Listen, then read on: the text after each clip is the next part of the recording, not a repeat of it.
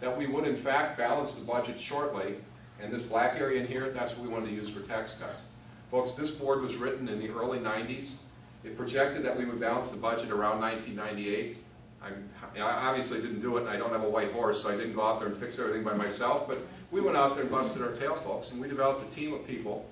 We fought like cats and dogs with the people who wanted to spend more money, but we got it done.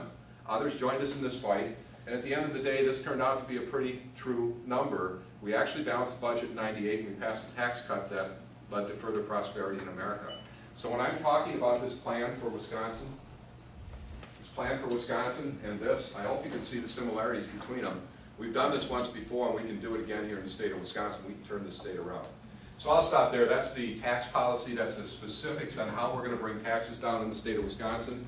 This plan works. It is mathematically and statistically a sound plan. I'm a small business person. I'm a math teacher.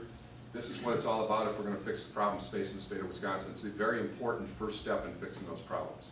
And I have a lot more in education. I have a lot more in rules and regulations. I can talk as much about that as you'd like, but instead I'm going to throw it open to those hardball questions. And I will do my very best to answer them for you. Go ahead. What is your key goal to get your message out to the public? To deliver message to the public, there are multiple facets, some of which are the same as what they were 12 years ago when I last was in office and ran for office, and some of which are very different. We have the best tech team in the country working in our campaign. We have over 50,000 followers on Facebook, many on Twitter, many in the email address. So one means of communication is what you all would call social networking, and us old people didn't even know what it was 20 years ago. So social networking is a component in it.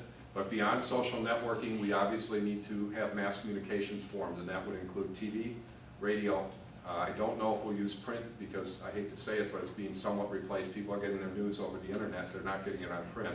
But we're certainly using the internet advertising as part of it. That's the paid part of it. I think equal and probably more important than that part, we've already done 65 or 70 Main Street meetings with people because I think meeting folks just like this face-to-face is the most important thing we can do. So we've literally gone to the main streets in 65 or 70 communities, and we will be starting a series of town hall meetings around the state of Wisconsin, which is the next component of the personal aspect of this very shortly. So all of those are involved in delivering message. Do you have an interactive a website? Absolutely.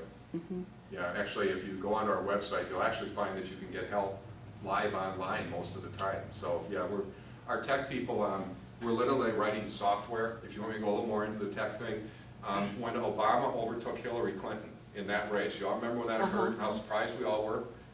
We started thinking, what's going on here? My son-in-law is a computer programmer, recently went back to Northwestern, top of his class law degree. He's absolutely brilliant. By the way, that's a very important rule of success. Find very brilliant people and get them all around you. Right. So we started looking at any rate at what was going on in the Obama race, and we quickly found it was the computer that seemed to be making a tremendous difference for him. So we ran some test case in that presidential election year. We found out that in fact what we were testing on the computer was as we thought, and it was a very important component in his race. So about Christmas time of that year, now this was a year ago last Christmas, 2 years ago from this Christmas, we started checking out what was available in software packages, and we found that it was limited, and especially on the Republican side of the ticket, it was not at the same stage as what it was on the Democrat side. So we first tried to buy a package. We next thought about designing the software since the packages were either stagnant or didn't seem to be at the same level as the other side, and we thought that the development of the software would be at about a $5 million range, and we're saying, that's going to kill anybody. Then we found out that the software that Obama was using was primarily open source software. I don't know how much you want on all this, but it was basically open source software.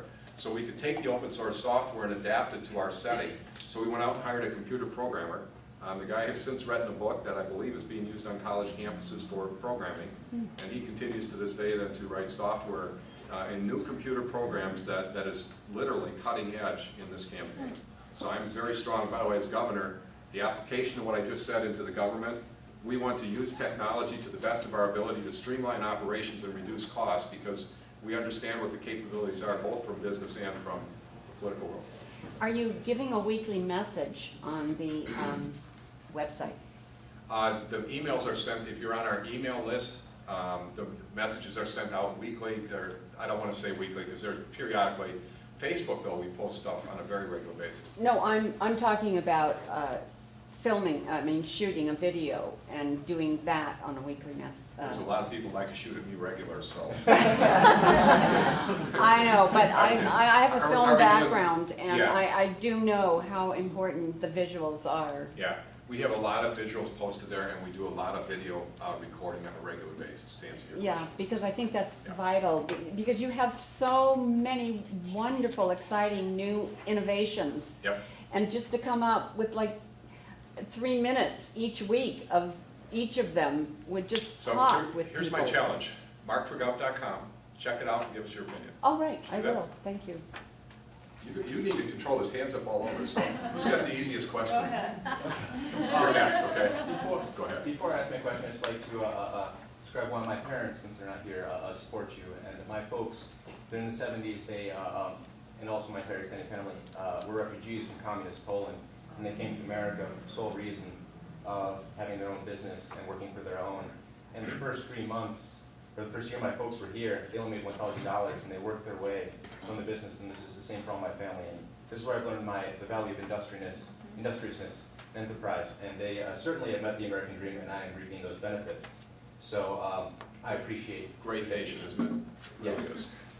And so my question to you is, also from the Northwoods, from where I come from, there is a big problem with small businesses with the smoking ban, the impending smoking ban.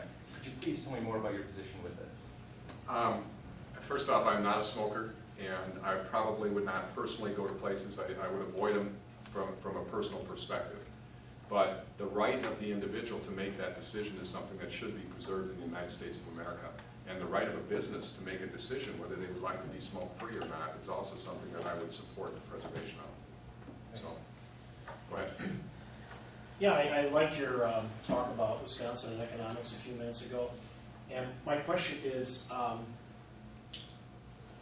if you were to critique Jim Doyle as governor over the last 8 years when it comes to economics and trying to stimulate growth in Wisconsin, and this is not meant as, I'm not being facetious, it's not a softball question. What do you think are the 1 or 2 biggest mistakes he made? And then, do you think if Tom Barrett, assumingly is the Democratic nominee, do you expect him to make those same mistakes? And that's a serious question, actually. So.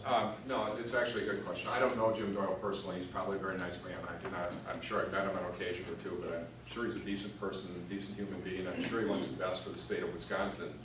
I just don't believe that he went about it in the right way. So, but that's what America's about. We're allowed to have different opinions. So I'm going to give you a very different look at Jim Doyle than what he might do if he was standing here.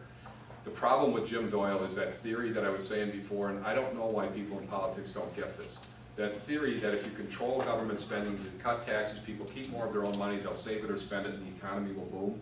That theory works just as well in reverse. In reverse of that theory is government collects more of your money, so you keep less, which means you spend or save less, which means the economy goes down the tubes. So what's happened to us here in the state of Wisconsin is that spending went up under Jim Doyle, and once spending went up, of course, you have to have a, quote, balanced budget, sort of, in Wisconsin. So taxes went up.